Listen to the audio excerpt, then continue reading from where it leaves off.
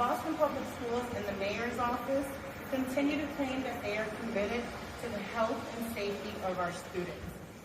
However, they continue to show that they neglect the data that is shown in studies that are done by some of their advisors, which include the Boston Public Health Commission.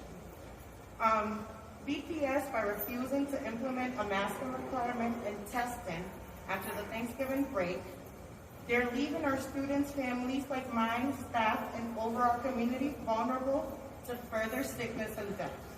That is why the Nurse Faculty Senate is calling on the district to take action now to implement a masking mandate in school in January.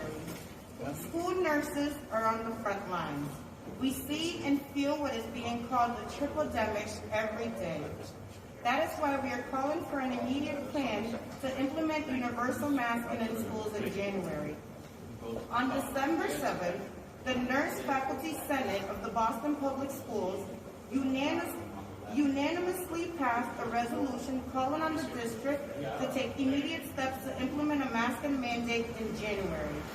The Health Commission study makes it clear that masking and other similar strategies in the schools can offset the effects of structural racism in our healthcare system.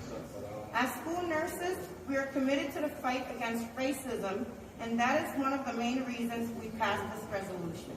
A multitude of respiratory viruses, including RSV and the flu, are straining healthcare capacity.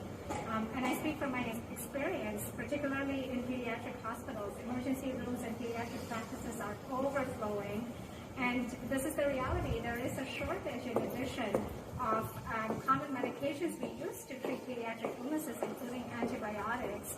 And parents nationally are missing work at record numbers to care for sick children. And these strains are even greater for the working families that are represented in Boston Public Schools. Furthermore, frequent illnesses among children and staff is just not conducive for consistent in-person learning.